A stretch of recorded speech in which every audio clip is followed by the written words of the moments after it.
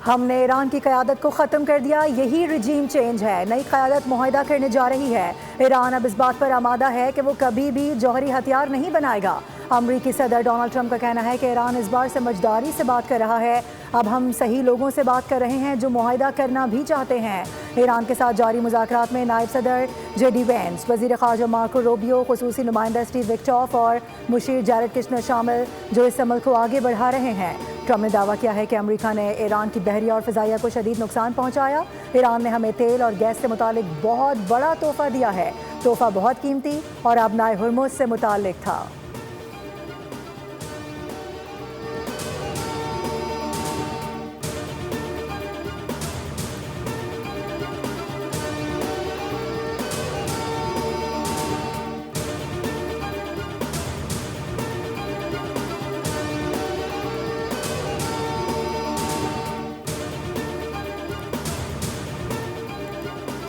America अपनी नाकामी को मुआहदे का नाम ना दे। ईरानी फौज का सख्त जवाब। अमेरिकी सदर की जानिब से मुज़ाकरात के दावे को मुस्तरद करते हुए वाज़ेह किया गया कि मौजूदा हालात में अमेरिका के साथ किसी भी किस्म के मुज़ाकरात मुमकिन नहीं। ख़ातमुल अंबिया मरकज़ी हेडक्वार्टर के तर्जुमान ने अपने बयान में कहा कि अमेरिका के अंदरूनी तनाज़ात इस हद तक बढ़ चुके कि वो खुद से ही मुज़ाकरात करने लगा। आलमी निज़ाम और तेल की पुरानी कीमतों की बहाली ईरान की मर्ज़ी के बगैर मुमकिन नहीं।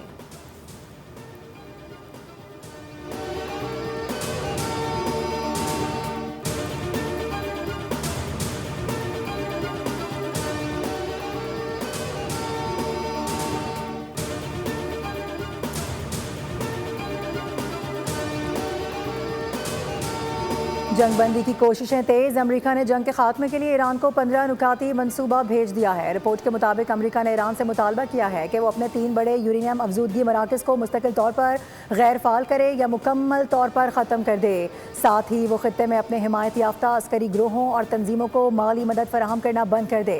अमेरिका ने ईरान के बैलिस्टिक मिसाइल प्रोग्राम को महदूद करने, फ़ौजी तनसीबात और लॉन्चर्स पर निगरानी या पाबंदियाँ कबूल करने और मुस्तकबिल में जौहरी हथियार न बनाने की वाज़ेह यकीन दहानी करवाने का मुतालबा भी किया है।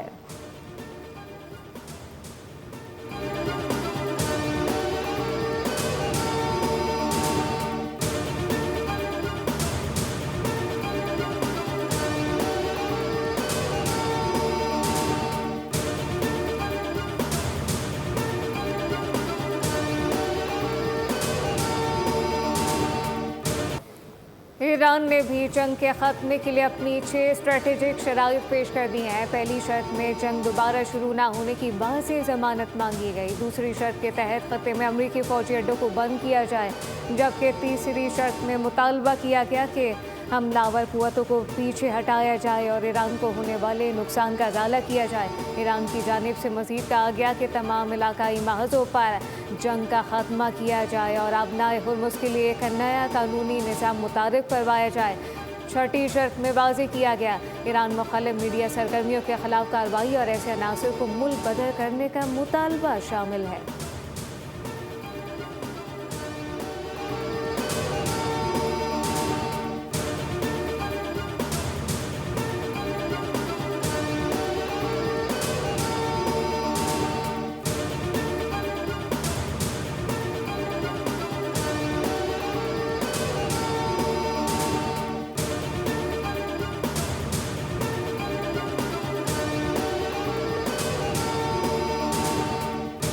वज़ीर आज़म और सऊदी वली अहद के दरमियान राबता, खित्ते की ताज़ा तरीन सूरत हाल और कशीदगी के असरात पर तबादला ख्याल किया गया। शहबाज शरीफ का सऊदी अरब की हिमायत का इरादा, सऊदी सलामती और खुद मुख्तारी पर हमलों की मजम्मत की गई। वज़ीर आज़म ने कहा कि हमेशा और मजबूती से सऊदी अरब के साथ खड़े रहेंगे।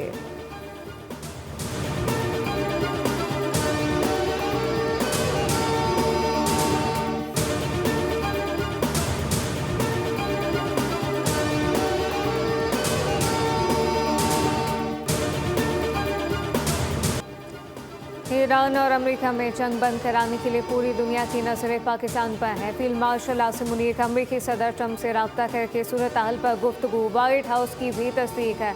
बरतानवी जरीदे फाइनेंशियल टाइम के मुताबिक पाकिस्तान ने इस्लामाबाद में मुज़ाकरात कराने की पेशकश कर दी। मुज़ाकरात रवा हफ्ते मुतवक्के। तुर्की, कतर, मिस्र भी सिफारती कोशिशों में शामिल। रॉयटर के मुताबिक ईरानी पार्लियामेंट के स्पीकर बाकी तालिबान और अमरीकी नायब सदर JD वेंस मुज़ाकरा करेंगे।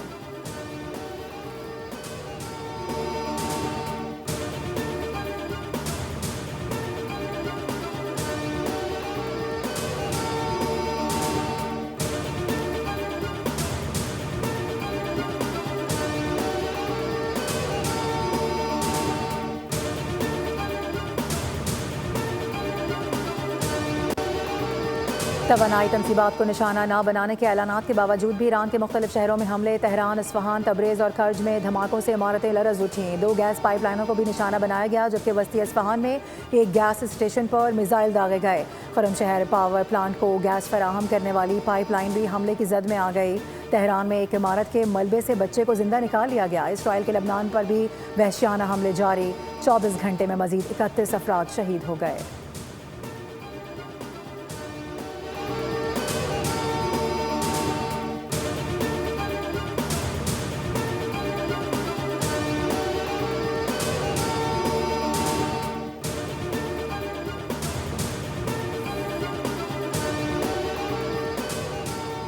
ईरान ने इसराइल पर मिसाइलों की बारिश कर दी। तेल अवीव में मुतअद्दिद इमारतें तबाह। पासदारान इंक़िलाब ने कहा कि ऑपरेशन बादर सादिक चारम के तहत इलात, वेमोना और शुमाली तेल अवीव समेत मुख्तलिफ अहदाफ पर मल्टी वॉरहेड मिसाइल और ड्रोन के जरिए हमले किए गए।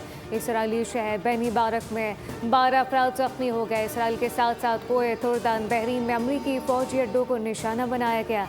पासदारान इंक़िलाब गार्ड के मुताबिक अहदाफ को मिसाइलों और ड्रोन से निशाना बनाया, जिसमें दुश्मन को भारी जानी माली नुकसान का सामना।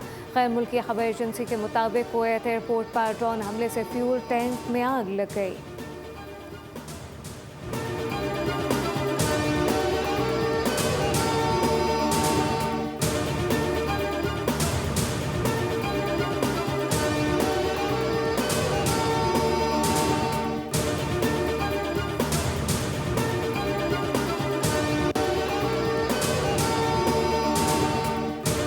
इसराइली इक़दाम बैनुल-अक़वामी क़वानीन की खिलाफ वर्जी हैं। ऐसे इक़दाम देर फार्म के हुसूल के इम्कानात को ख़तरे में डालते हैं। इसराइल मकबूजा फ़लस्तीनी सरज़मीन में आबादकारी की तमाम सरगर्मियाँ फौरी तौर पर बंद करे। अक़वाम मुत्तहिदा में पाकिस्तान के मुस्तक़िल मंदूब आसिम इफ्तिख़ार ने सलामती काउंसिल के इजलास से खिताब में कहा है कि गज़ा में मुकम्मल जंगबंदी और बिला रुकावट इंसानी इमदाद को बहाल किया जाए, बगैर किसी इल्हाक, जबरी बेदखली या फिर ज़मीन की तकसीम के गज़ा की तामीर नौ शुरू होनी चाहिए। आसिम इफ्तिख़ार ने कहा कि फ़लस्तीनियों पर तशद्दुद करने वाले यहूदी आबादकारों का एहतसाब किया जाए। पाकिस्तान फ़लस्तीनी अवाम के साथ अपनी गैर मुतज़लज़ल यकजहती का इजहार करता है।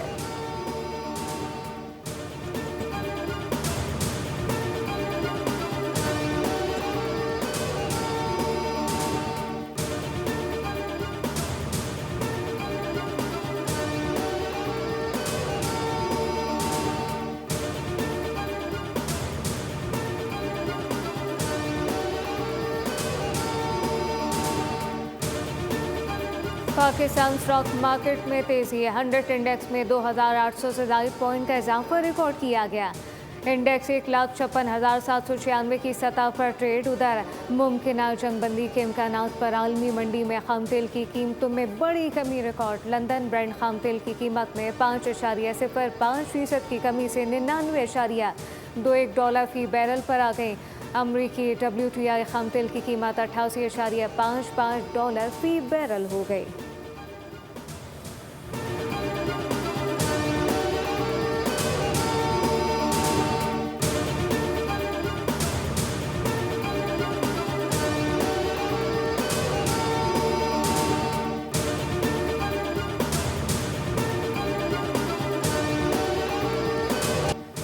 मोदी सरकार की नाकिस पॉलिसीज़, भारतीय अवाम को गैस और पेट्रोल के शदीद बहरान में धकेल दिया गया। खलीज में कशीदगी के बायस पूरी दुनिया तवानाई के बहरान का शिकार है। भारत का गरीब तबका दोबारा लकड़ी और कोयले जलाने पर मजबूर हो गया। खलीज टाइम्स के मुताबिक बड़ी तादाद में भारतीय अवाम गैस से महरूम है। मार्केट्स में गैस की कीमतों में हो शुरुबा इजाफा।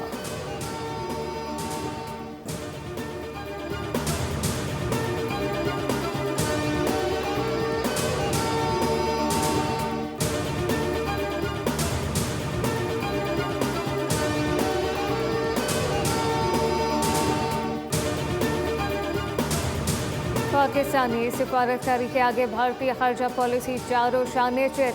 पाकिस्तान ने मोदी सरकार को हर महज पर शिकस्त दे दी है। भारतीय जरीदे दी वॉर के तरफ मोदी सरकार के बुलंदो बांग दावे बेनकाब हो गए। पाकिस्तान की अमली सिफारतकारी ने भारत को पछाड़ दिया। कहा कि वाशिंगटन ने दिल्ली की जगह इस्लामाबाद की मशरिक़ वस्ता में अहमियत तस्लीम कर ली। पाकिस्तान, अमरीका और ईरान के दरमियान अहम तरीन सालिस बनकर उभरा। भारत की पाकिस्तान को तनहा करने की हिकमत अमली बुरी तरह नाकाम हो गई।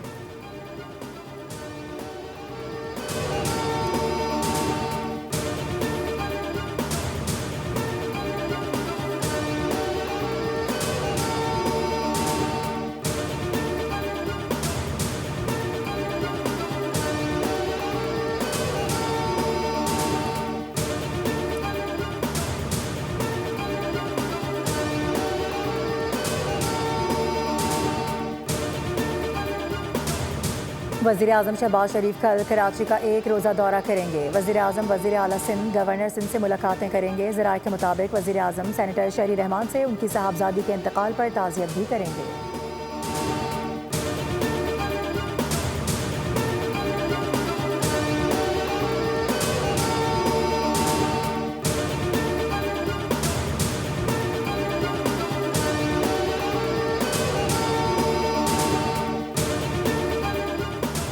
किफ़ायत से मुतालिक हुकूमत सिंध के इक़दाम, ईंधन की बचत के लिए वफाक के फैसले पर लब्बैक।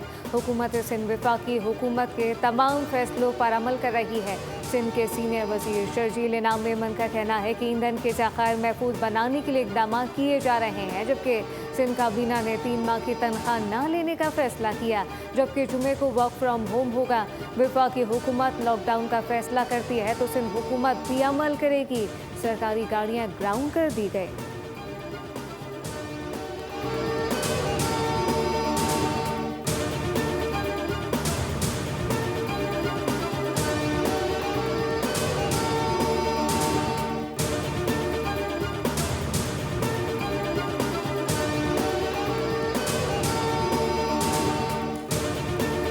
कराची पर मसनूई अक्सरियत की जानिब से इख्तियार वसाइल की मुंतकली को रोका जा रहा है। मुंतज़िर हैं कि 18वीं तरमीम में आवाम को खुशखबरी दी जाए। वफाकी हुकूमत का साथ देने के लिए हमने MQM के लिए कुछ नहीं मांगा। खालिद मकबूल सिद्दीकी की प्रेस कॉन्फ्रेंस, कहा कि हमने आइन के तहफ़्फ़ुज़ का मुतालबा किया। हम अपने हिस्से का इख्तियार आवाम को देना चाहते हैं। सिर्फ एक जागीरदाराना जमात आवाम को इख्तियार देने की मुखालफत करती है।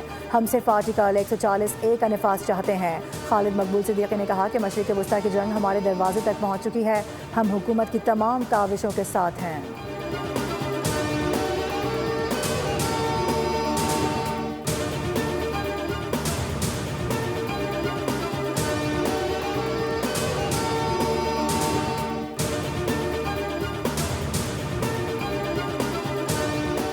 मकबूजा कश्मीर के आयरन लेडी आसिया अंदराबी को भारतीय अदालत ने उम्र कैद की सज़ा सुना दी। भारतीय अदालत ने आसिया अंदराबी को एक झूठे मुकदमे में उम्र कैद की सज़ा सुनाई। पाकिस्तान के आसिया अंदराबी, फहमीदा सूफी और नाहिदा नसरीन को सज़ाओं की शदीद मुसम्मा। तर्जुमान दफ्तर खर्जा के मुताबिक सब्सक्राइब करें और बेल दबाएं ताकि कोई खबर रह न जाए।